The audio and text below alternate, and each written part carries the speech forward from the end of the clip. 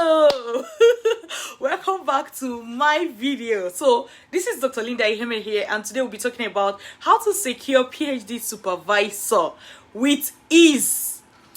If you are looking to do your PhD, you already know that you have to get a supervisor one way or the other, and I'm sure that thought has worried you for some time. So today we're going to put it to a stop by giving you the exact information that you need. So I'm going to be talking about who a supervisor is and their role in your PhD journey, and then I'm going to tell you about how to approach your supervisor search so that you can easily get a supervisor, and I'll tell you how to also get more information, because this video is going to be approximately like a few minutes, so I will not be able to exhaust everything.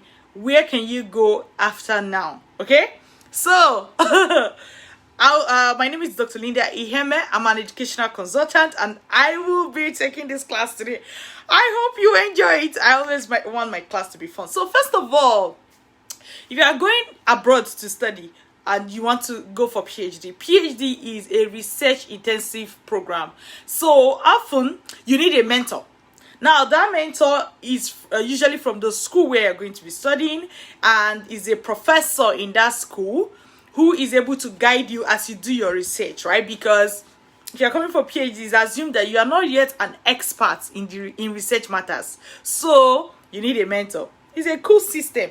But then what happens is that being able to find PhD now become a hindrance for a lot of people. They want to do their PhD program. Being able to find a supervisor is a hindrance, because a lot of people don't know how to get about this, or they know but they've been trying but it's not working. Before I move on to tell you what I have for you today, let me tell you that getting a supervisor is not a day's job, right? It takes efforts. Let's put it that way. It takes effort, and this is even after you know exactly what you want to do. It takes effort, it takes time, it takes dedication. But one thing I want you to leave here today with is that it is doable. So, as I had mentioned earlier, a supervisor is a faculty member or a lecturer in the university where you're going to do your PhD journey, and usually you're like their mentee, so they take you on, they expose you to the research they are doing. Oftentimes you have to work with them, because as they are training you, like, nobody learns anything by just folding their arms, right? Nobody learns anything that way. You learn things by doing. So what that means is that an essential part of your PhD journey is that part where you are serving as a research assistant to your professor. But now, if you want to think of PhD and the role that supervisors play there, I want to bring something else to your notice, that most times when you hear that PhD is fully sponsored in a lot of schools, is because these professors, these lecturers, they have what we call research grants, right? They have money to perform research, so they're able to take PhD students as research assistants, so that while you are studying with them, they are paying you money. So technically, in a lot of schools, that is how the scholarship for PhD is structured. So that scholarship for the PhD is a lot of time coming from the supervisor you're going to be working with. So what happens is this, that these supervisors tend to treat this PhD like, when they are thinking of who to select as a PhD student, they look at it like work, because this person is coming to work for them. Remember, don't look at it like, but what's wrong with them? They should just take me. No, that's not true. That's not true, because the supervisor who has research grants has to answer to the people who gave him the grant. Meaning that what? He has to deliver. He has to deliver whatever research they want him to do. And the more he's able to deliver, the more he's able to get more grants. So it's like that supervisor is also doing his work.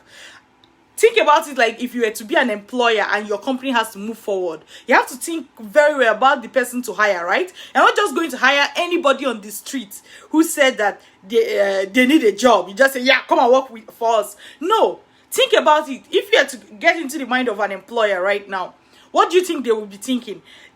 I want the person that will come. I won't be talking too much. That talking too much means that you can function without or you can function with just minimal supervision. I don't want to say with no supervision, because if you say with no supervision, it means that you don't even need the supervisor then, right? So every supervisor wants students that that is a student that thinks, a student that can solve problem, because they are taking you on as a research assistant, and this is like they take you on as a research assistant, then they give you money for your PhD, right? So invariably you are trading your skill for your money. You are trading skill for money. So if you don't have that skill, or you don't look like somebody that is trainable, a supervisor is not likely to say yes to you. You see the point? So don't look at it that these supervisors are doing guy for you. No, they also need to get something done, and they're looking for somebody who is going to get that thing done for them. From my experience mentoring a lot of PhD student applicants, what I've noticed is that when you can see somebody writing supervisors and is not getting good reply, okay? When they finally find the supervisor who needs them, that supervisor is usually very excited. Like, it's almost like, oh God, I've been looking for a student who can do this. I'm happy to find them. That's because supervisors also need you the way you need supervisors. So this PhD student supervisor relationship is what? Is a skill, money, or is a trade by barter. Like, you bring your skill, this PhD supervisor pays you money and also mentors you, right? He's not please, I'm looking for somebody to mentor me, then somebody will just take you up. That brings me to the core point I want you to take away from this video today. The core point is that the easiest way for you to secure a supervisor is to treat your supervisor search as a job hunt. Treat it as a job hunt. So that job hunt, if you are going for PhD, chances are that you have graduated your BSc or your masters and you have looked for job within this period. The question I have for you is, how did you approach the job hunt? How did you approach it? When you're looking for a job, do you just like sit in your house, lounge, take some drink, and somebody's just going to ring your phone and say, oh, there's this job here, come and take it? No, that's not what you do. When you're hunting for a job, you search the newspaper, you're like, hey, or you search online, you register for some sites that bring you job notifications, right? You register for it and you're like, please, can you send me this job whenever you say something like this? And once you get that job, what do? You quickly read in detail what they want you to be able to do, right? Then you prepare your CV to meet up, you write a cover letter, you are prepared for the interview. When you show up for interview, you show up as a professional, you are talking, you are demonstrating, one of the, like, a sub core is that when you go for a job hunt, what do? You are telling the employer how you will make their company better. True or false? True. You know that, right? When you go for a job hunt, for job hunt or job interview, you are telling the employer what you're going to do for them. You know the employer is going to pay you, right? But you're telling them what you're going to do for them. You say, oh, I have these skills. I do this. If you hire me, you won't have any problem. This is how you must approach your supervisor search, because it is a job hunt in disguise. Supervisor search is a job hunt in disguise. So when you're approaching a supervisor, okay, you must be able to tell that supervisor what you are bringing to their lab, what you're going to be able to do for them, how they will no longer have headache because they are hiring you. And you have to mean it, not just saying it in words. It's not just saying it, you have to be able to prove it. Like, are you good with data collection? Are you somebody who does not, like, a supervisor will take you, he will not talk too much? If you're a supervisor, will you need somebody that you must tell the person, put ease here before the person will put ease? No. You want somebody that can think. So you must demonstrate all those skills. The best way for you to remember it is this, that you have to treat your supervisor search as job hunt. The same way you treat job hunt. You see, if you want to apply for a job, You put extra effort trying to what? Prepare your CV. True or false? True. So what does that mean? If you're going to look for a supervisor, they're going to ask you for your CV. You have to prepare your CV well, right? Then when you are looking for a job, you usually write cover letter. So the same way you're going to write a cover letter to these professors, okay?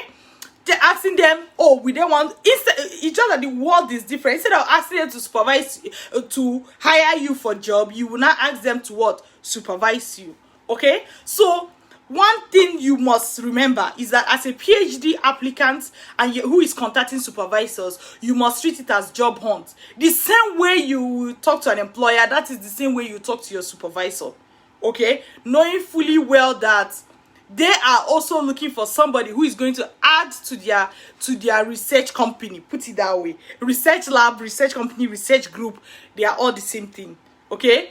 So keep this in mind. Don't ever forget. And make sure to bring out all your good qualities and show them, right? For example, you go for job interview, you arrive late. What are you telling them? You're not somebody who keeps to time, right? So for example, if you have a meeting with your supervisor, you must not arrive late. It's as simple as that. That's why I say treat it the same way you treat job hunts. That's the easiest way for me to get this information across to you without even talking too much, okay? So one thing I just want you to know is that these few minutes I'm spending with you, it's not going to be enough for me to teach you how exactly to put your CV, how to write that cover letter that you're going to send to the supervisor, and what should be inside, best practices for it, right? Or how to position yourself, and many other things that are connected to it. Trust me, these are things I teach students in about 30 days. So that brings me to the point that for you to be able to get more details about this, and because we teach you exactly what to do, and we also give you templates. Let's say for something like CV, we teach you how to write your CV. We give you a machine that will assist you with writing yours, okay? Then what do? We also provide you with original copies of CV from students who have already gone abroad to study. But to top it up, I also provide you with my own original copy. Isn't that awesome? My own original copy, so that I've used to apply to schools. How am I able to get multiple PhD funded PhD slots, and somebody else is still looking for, right? So I always say there's an art or science around anything, any basic thing you want to do in life. So we have this masterclass, right? So if you're watching us on Facebook or Instagram or our YouTube, wherever you're watching us from, just know that you can always go across other social media and see what we are doing, because we have a lot of content that will benefit you, especially if you're thinking of going abroad to study, even if it's not PhD. Of course, we are doing this series focusing on PhD students, but we cover all other students, right? Like postgraduate diploma, advanced diploma, postgraduate diploma, course-based masters, research-based masters. Even if you're going for PhD, we cover that as well. So we have different masterclass that will suit anybody, that depending on what you're going for, depending on your grade, depending on your course you're going for, will direct you. So do well, reach out to us, okay? Reach out to us on Instagram DM, or check our bio, or if you're on Facebook, you can check our cover photo, okay? And where are you going to reach us? Somebody asked. So if you want to reach me, you can check on Instagram, Dr. Linda Iheme, DrLindaIheme. You can check on Instagram, okay? Or you can check the same name on Facebook, DrLindaIheme. Check on Facebook. You're going to see my page. It has several thousands of followers as well. Or if you're watching on YouTube right now, what you can do is what? Check us on any of these platforms. Message us. Or if you're thinking of reaching me and social media is a problem for you, all you can just shoot me an email. I respond to my emails. So you can just shoot me an email at drlinda@vantagemigration.ca. Dr. Linda is DrLinda at Vantage, VantageMigration.ca. migration, migration.ca. So Dr. Linda at vantagemigration.ca. Shoot me an email, especially if you have questions. If you have question about like how to get supervisor, what to do, even before you go for our masterclass, which I have included in the description of this video, okay? Even before you go for that or check it out, just make sure to shoot us an email and we can always direct you. Don't feel lost, right? There's no reason for you to feel lost. Don't feel lost because you are not lost. The fact that you're seeing my video today shows that you're not lost. You're in the right place. Okay? So I'm gonna just check to see if there's any question, that I can answer. Okay, all the questions are more of comments. Okay, so thank you very much. Let's see you again. My name is Dr. Linda Iheme.